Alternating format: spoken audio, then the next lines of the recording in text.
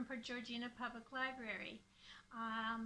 This is part 2 of my series on armchair travel, but rather than take you to a specific country, today I'm going to introduce some what I call travelogues. So it's your opportunity to travel vicariously with others who have undertaken some pretty adventurous trips and explore with them. So to start with, the impossible first. So Colin O'Brady undertook a trip to Antarctica. More and more people are traveling to Antarctica, but he did it differently. He decided to cross Antarctica by himself.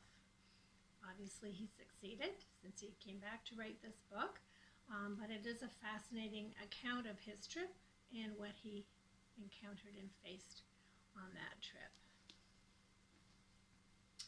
The second one is a walk around the block. Something we've all probably been doing an awful lot of lately, but the perspective on this book is what we don't see on our walks around the block. So Spike takes sort of ordinary, mundane things that you encounter in your neighborhood and explores what's behind them. As an example, you cross over a manhole cover and he'll take you into what, if you lifted that cover, you would discover. So the extensive network of water and sewer and all the infrastructure that we totally take for granted. And that's what this book is all about. So it's kind of a fun companion to your walk around the block. And then we go a little grander and further away, the winds of the steppe. So in the spirit of the grand tours, this is a book about a walk along the traditional Silk Road from Central Asia to China. Fascinating journey through many different cultures and features, geographic features that are definitely foreign to us here, but are steeped in history and our history. And this little book, A Story of Karma. This is an account written by Michael Schauch. He and his wife took a trip to a hidden valley in the Himalayas of Nepal. And he took with him artists and creative folks, a photographer, a musician, a painter, and he wanted to explore that area from the point of view of creativity. He also had his eye on an unknown mountain that he wanted to climb, but while he was there he met a little girl, and that meeting really changed his life, changed her life as well, hence the title About Karma.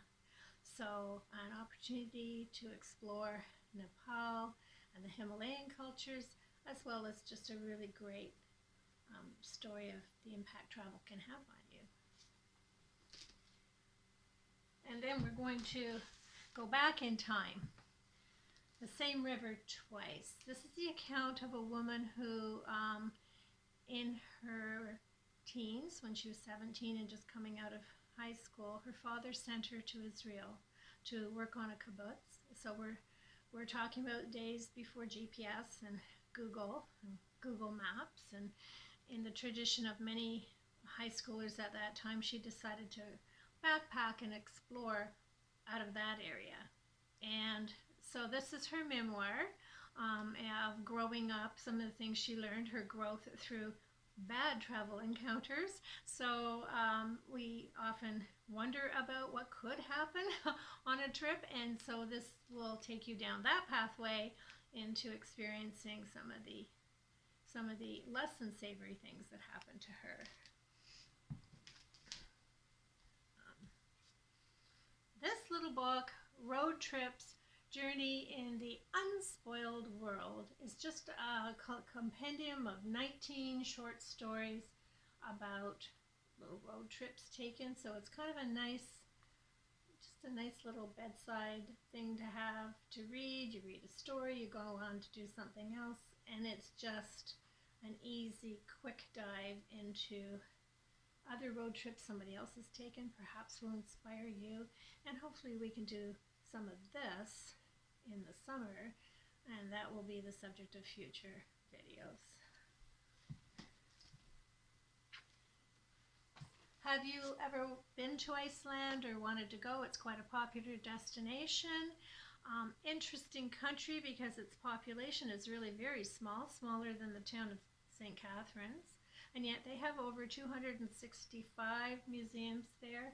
And this book is about the Museum of Wales, which you will never see, and other excursions in Iceland's most unusual museums. So most people that go to Iceland probably aren't really focused on visiting all kinds of weird little museums, but this book will take you to some of those, including the Icelandic Phallological Museum and the Museum of Sorcery and Witchery, and other oddball little excursions to either enhance the trip you may have already taken or inspire you, if you do go to Iceland, to seek out and explore some of these little museums. They sound like they're fun stories. Levinson Wood, I believe I featured in my Egypt video because he had done a walk along the Nile. And this book is focused on the last giants, being the elephants of Africa. Certainly discusses some of the challenges facing this species, climate change, poaching, etc. But the focus on this book is Botswana, which is like a huge sanctuary for elephants. And if you're familiar with some of the Alexander McCall Smith Ladies #1 Detective series, you get a little bit of insight into sort of the philosophies and culture of the Botswanian people.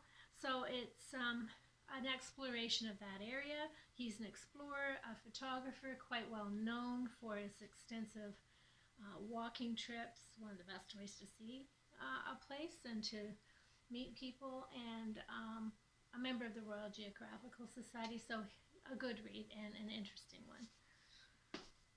And the last selection is again from the perspective of an explorer. Roman Dial is well known for his explorations in Alaska, in the wild country of Alaska.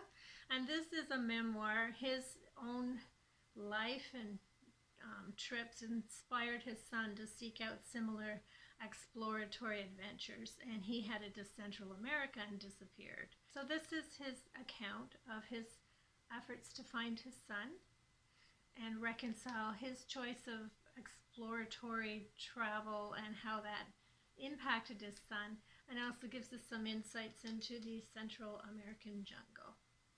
So I hope you enjoy this sampling of books that give you a chance to go places you probably never would, or in the manner that these people have, or to just be inspired for future trips.